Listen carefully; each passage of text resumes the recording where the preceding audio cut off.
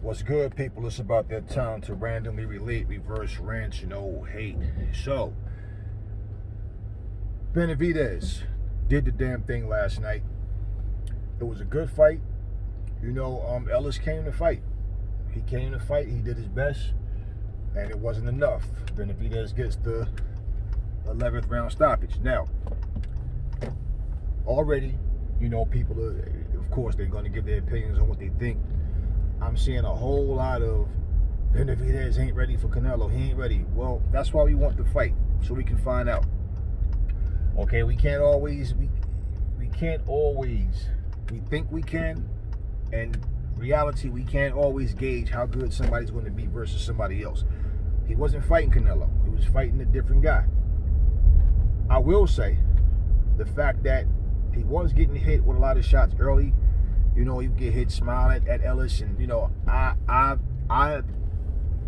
believe, looking at it, that a lot of it was because he wasn't getting hurt by those shots, that he wasn't really worried about the shots.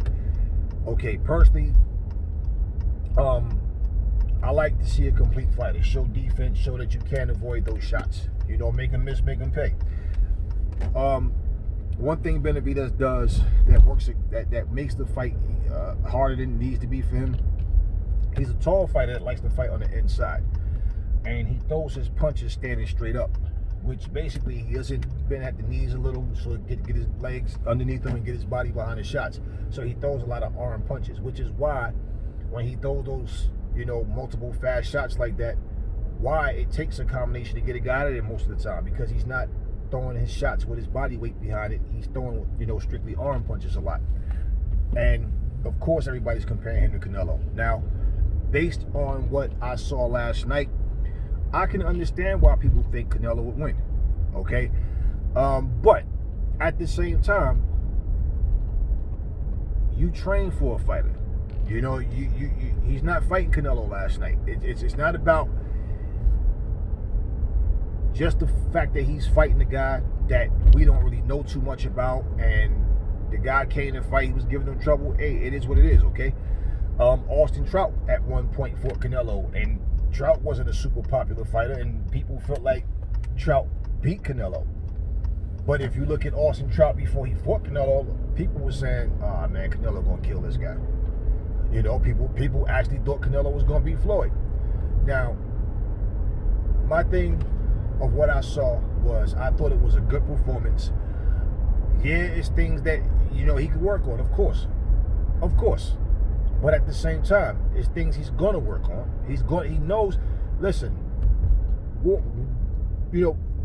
fighting against any fighter, and you fight them to where you let them use their strengths. Sometimes it takes you to actually screw up to learn. Okay, nah, I gotta stop that. Going into a fight with a game plan doesn't mean you're gonna do everything perfect right away. But if you watch the progression in the fight, you will see, because he was getting hit with a lot of shots early. Then he started moving his head. He started slipping those same shots, and he pretty much, broke my man down. But Ellis came to fight. He was game.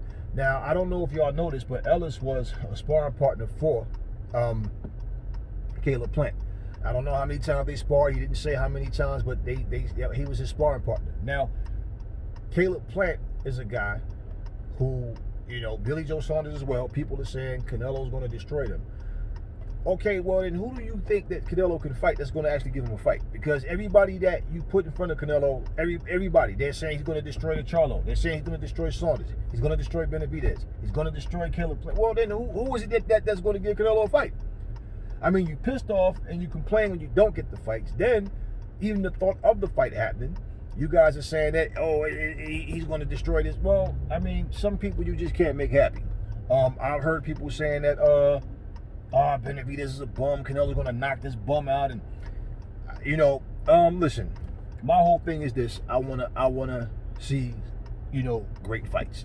It's as simple as that.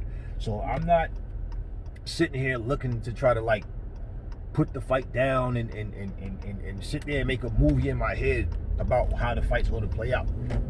The same things that I just pointed out about Benavides, with not bending at the knees, standing straight up, throwing shots, just getting hit with shots. He might, when he fight Canelo, he may be super sharp. Those same things may not even happen. Okay, because there's things about Canelo I can point out as well.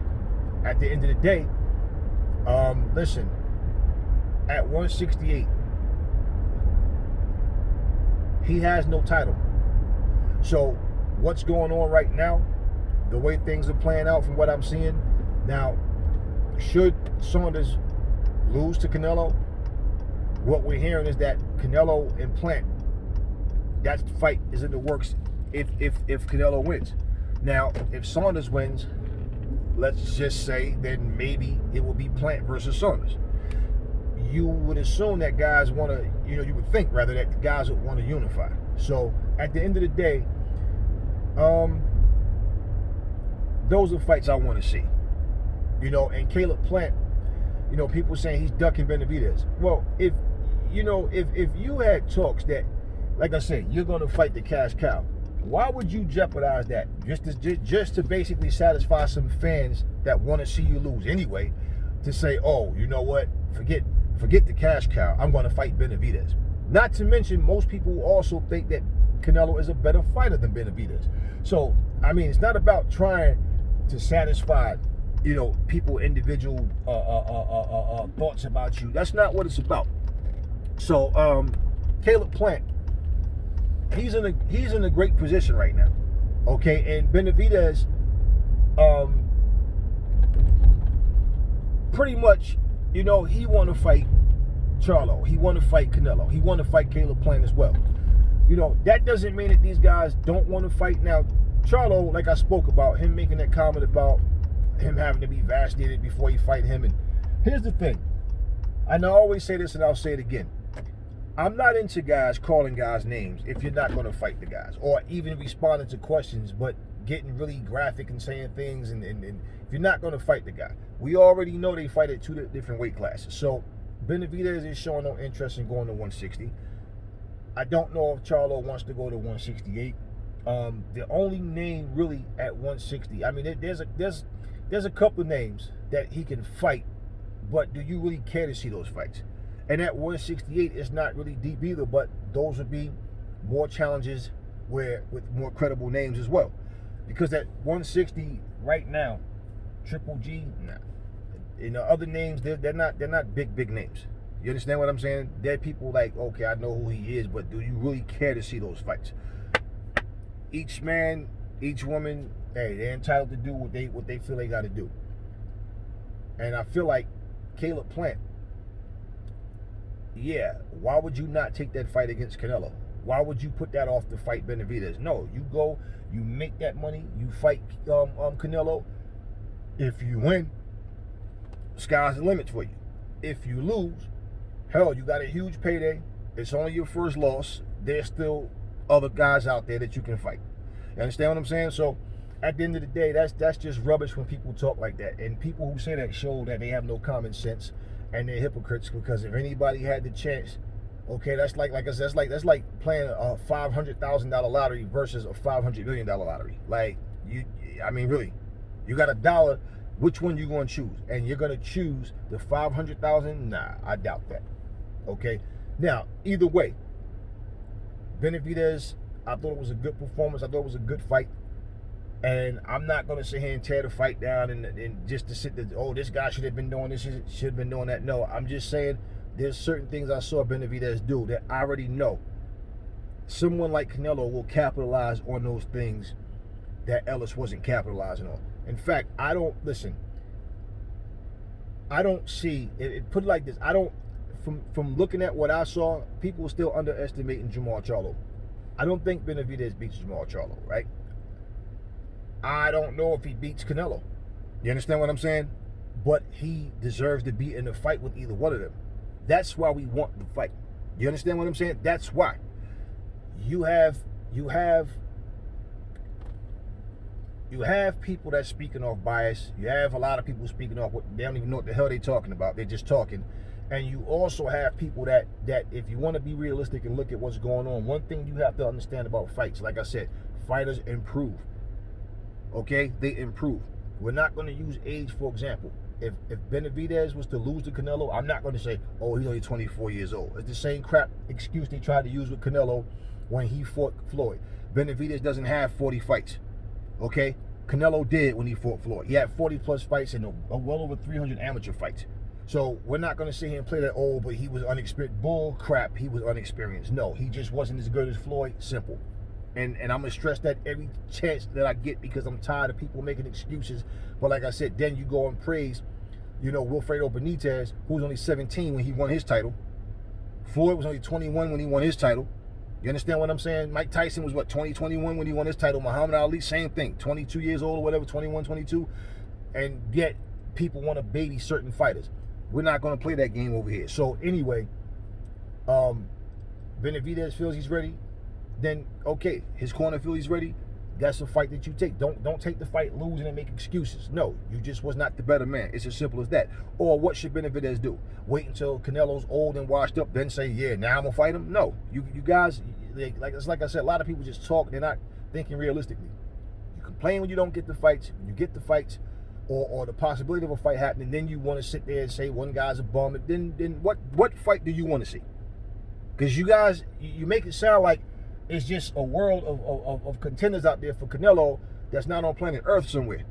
You understand what I'm saying? Because everybody who you match him up with, Canelo's going to kill that guy. He's going to kill that guy. Okay, well then, what fight do you want to see? Okay. Anyway, I thought it was a solid performance. But like I said, of course, there's always something you want to see that a guy can do better.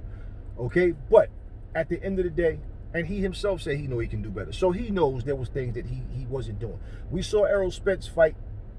And we saw him getting hit with shots because he was so anxious to try to get his shot off. You know what I'm saying? And that he would take shots and he gets irresponsible on defense. I've said it a million times. And then we saw him show that I can be defensive. I can fight on it, are more disciplined and slip shots and not just get hit with shots, just to give you one.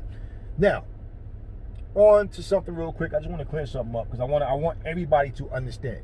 A lot of times we talk and we make videos, we can't sit here and every single detail of everything. We just, we're making points, and a lot of times it's things people kind of misunderstand what your point you're getting at. We're talking about Terrence Crawford, we're talking about Errol Spence, we're talking about Ugas. Okay, that's what the conversation really was. Terrence Crawford is no superstar. Errol Spence is no superstar. Ugas is no star. Okay? Right now, and people was, at one point we were saying 147 was the hot division. 147 has fizzled down a lot. People, if you notice something, right? People are still saying the top four is Danny Garcia, Keith Thurman, Errol Spence, and Terrence Crawford. Mikey Garcia has already lost to Spence. He's already lost to Keith Thurman. He's already lost to Sean Porter. And I said out of those four, I always felt that he was the least talented. Like they all were better than him. They all beat him. Okay? Yet we're still saying Danny Garcia's name like he's one of the top. He can't beat the elite guys. Okay? Now, can he beat Ugas? I don't know. Okay? Can he beat Terrence Crawford? I doubt it. If you look at it, Keith Thurman is missing in action. Okay? Keith Thurman never fought Crawford. He never fought Spence. Spence never fought Crawford, okay? When you look at that, we're talking about 3 men. Okay? 3 men. The division is fizzled down a lot. And right now, this tug of war of leverage, it's starting to really make the 147 division really lame and uninteresting. So, what I said about Spence, and I meant what I said, and this is what I'm saying, he is the hot ticket at 147, okay? The whole time Spence was out with the car accident, they talked about him because of the car accident. They talked about if he can return and be the same. They doubt he can return and be the same. His face is not going to hold up. People were saying that he was drunk on interviews. Oh, his speech is messed up. It's like he got brain damage. All attention was on Spence. If you bring up Crawford right now, more than 9 times out of 10, who are you comparing him to in a fight? Who do you want to see him fight? Errol Spence. If you bring up Keith Thurman coming out of, his not retirement, but coming back, who do you keep saying you want to see him fight? Either Errol Spence or Terrence Crawford, but Errol Spence's name is always first. He's the unified champion. So when I say he's the hot ticket, that's what I mean. I never said he was a superstar. by no means is he a superstar. Superstars are not easy to make. Okay, you had Pacquiao and you had Mayweather at the same time. They were the only two superstars at 147, and they were there at the same time. Thurman, Spence, all those guys were on the come up. The only two superstars in boxing right now is AJ and Canelo. Those are the only two superstars.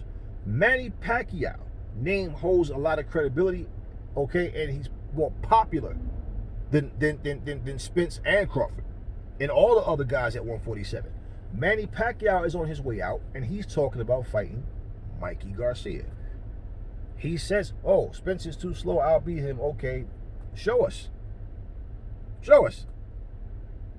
Okay, he talked about fighting Terence Crawford, then all of a sudden, that talk died down. Now I keep hearing more consistent that he's looking at Mikey Garcia. Who really cares to see Manny Pacquiao versus Mikey Garcia? I certainly don't. So no, by no means is Errol Spence a superstar. No, he's the hot ticket. Okay, let me give you another comparison. And what I said is self-explanatory. I just want to make a, okay, let's say someone like Nicki Minaj. At one point, remember how hot she was? She was the only female rapper that was tearing it up. Then all of a sudden, time goes by, and out of nowhere, here comes Cardi B. Cardi B was the hot ticket. Now, does that mean, and I don't know if she sold more records than Nicki Minaj, I don't know that. I really don't care. But my point is, that's not to say she's bigger than Nicki Minaj on an overall scope. But she was the hot ticket, okay? She was the hot artist. Right now, you could have somebody come out and they can have 2-3 songs right now bumping on the radio. It's like, yo, that chick is, yo, that doesn't mean she's going to outsell Rihanna. You don't have to. But guess what? Right now, Rihanna has nothing on the radio, right? So this chick or this guy, whoever, this is the hot ticket right now. Now, Rihanna can come back out and then outsell this person. You know what? That person might outsell Rihanna. But that person can't go around the world and fill up buildings, stadiums to come to the show, whereas Rihanna can. You understand what I'm saying? At one point, Michael Jackson was the hottest thing on earth, right? Probably the most popular person on earth, right? But at the same time, right? At one point, as he got older, younger people are coming up and listening to music, but guess what? They may have an artist that, oh, Michael Jackson only sold 1.5 million this time. You know how many people wish they could sell 1.5 million, right? We talking about someone like at the end of his career. Now here comes this new guy, comes up and he sells 3 million, right? But they go to Australia, he might have 12,000 people in that stand. Michael Jackson can go to do that same place, do a show in that same area and have 50,000 people. You understand? So this is what I'm saying. So nobody's saying that Errol Spence is a superstar. He's no superstar. Okay, he does have more popularity than Terence Crawford. That's for sure. He does have more popularity than Udonis Ugas, you know, and the rest of those guys. The only one who Keith Thurman may be on the same clout level, but he has no title anymore. Porter has no title anymore. Crawford has one belt. Okay, Ugas was gifted a belt, and Spence is the unified champion. So how is he not the hot ticket? Yes, he's the hot ticket at 147, and that's all I'm saying about that. As far as the further point that I was making was, you see all of this leverage, like I said earlier in this video, it's making the sport, the weight division less interesting because we keep getting all this. Everybody is trying to make top dollar, even people who can't even sell who can't put asses in seats and sit there talking about 50-50. Udonis Ugas is not going to get no 50-50. Like I said in the last video, if he's telling, listen, as a matter of fact, you know what Errol Spence said? He said 60-40, then he said 80-20 to Crawford, okay? Do I think Errol Spence is overpricing himself? Yes. Yes. I can understand 60-40. 80-20, no. No. Hell no. Not no damn 80-20. Spence is bugging. Do I think that Ugas is bugging with that 50-50? Hell yes. Nobody knows Ugas. Let's be real. Ugas is not a popular fighter. By no stretch of the imagination is he popular. He's talking about 50-50 with the unified champion after he was gifted a belt. What the hell did Ugas do to get that belt? Now, do I think Ugas is a good fighter? Yes. But do I think he deserves 50-50? Hell no. But just like Spence is tripping with that 80-20, that's crazy. So basically, I already did the breakdown. And who else is there for Spence that he's going to fight that's going to bring credibility? Who is he going to fight that you want to see him fight? That's why I said, stop supporting fights that you don't want to see. When guys are clearly overpricing themselves, and it's like, no, don't help feed their ego. Because let's be real, if a guy can say 80-20 to another guy who is equally as good as him in the ring, okay, and yet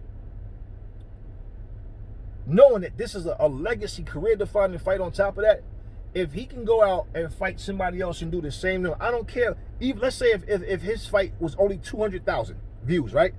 If he can go out and get another 200,000 views fighting a meatball, you're serving his ego to make him feel like, see, I can do that.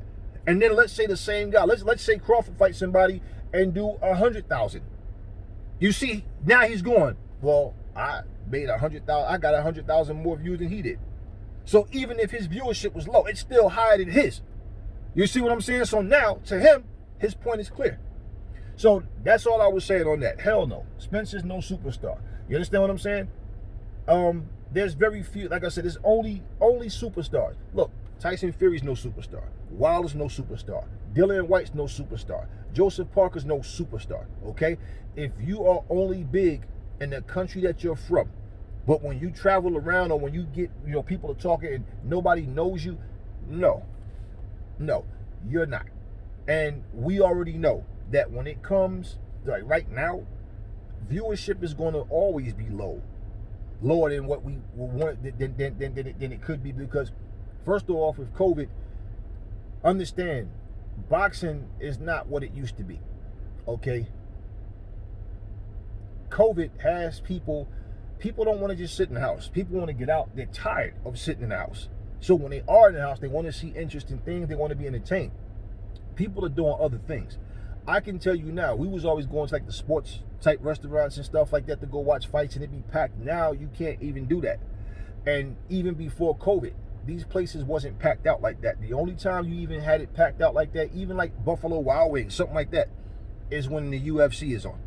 Other than that, not for boxing, man. Unless it was like a Mayweather fight or something like that, a Pacquiao, it's you got to understand, even in terms of popularity, look at what Floyd was making a fight versus what Pacquiao was making a fight, and look at who took the lion's share of that when they fought each other. Let's be real. And remember, before that, he wound up getting knocked out by Marquez, so his stock went down. So it's what I'm saying. It doesn't matter who you like more. The point's what I'm making is not to praise or glorify any fighter. It's the point of, hey, this is where we are. Like, there's songs out right now that I don't even like. I'm listening to the songs like all they doing is making noise, repeating the same thing over and over. They ain't talking about a goddamn thing. All of a sudden, but this is the #1 song on the radio. And if somebody makes a song where they really have a voice and saying something important, and it's just a cool song, it gets no play. You can see it on YouTube or something like that. Maybe hear it on Spotify, but it's not getting any play on the radio. It's not getting any real video play. You know what I'm saying? Nothing, and you think, well, damn, how come nobody want to hear this? But they want to hear that. To each his own. But this is what I'm saying. Popularity, okay? Boxing is a business first. Why do you guys think when I say part of what I'm saying when I say Spence is Crawford is too damn quiet? Because he doesn't have enough attention on himself. One thing people need to understand too, when we're talking about the 147 division, a lot of us are living in the past. Okay? All those guys are 30 and up. They're no longer. Remember when Spence was 20-something and they was, oh yeah, he's a kid, and I'm like, Thurman, you and Spence are like a year or two apart. What you calling this guy a kid for? Talking all arrogant. These guys are 30 and up. There's no guarantee. Like Benavides said, he has at least 12 years left in the sport. Possibly, you can have one fight just one fight that can damage your body physically where you're never the same again. So we don't know. That's just his expectations, right? Some fighters are washed up by the time they're 32, 30, 33, 34. I mean, you don't know how long. Every fighter is not, you can't just look and say, oh, I can fight till at least 36, 38. You don't know that, man. We don't know that. You can say that, but we don't know that. So my thing is, Father Time, the older you get, yeah, Father Time works against you. Everybody can't pull a Bernard Hopkins and a George Foreman. So let's just be real. And Benavides is the kind of fighter that likes to get inside. Like I say, he likes to get inside and fight close inside, even though he's a tall fighter. And there's always going to be some things that we're going to see. Like I said, that we can, oh, this guy should be doing this, and then me, I look at things and I see it. I just really more so want to be able to get into the fight and enjoy the fight, not shoot the fight down or shoot the fighter down. That's not what it's about. So anyway, I just wanted to clear that up about what I was saying about Errol Spence. There's no superstars at 147. Manny Pacquiao is on his way out.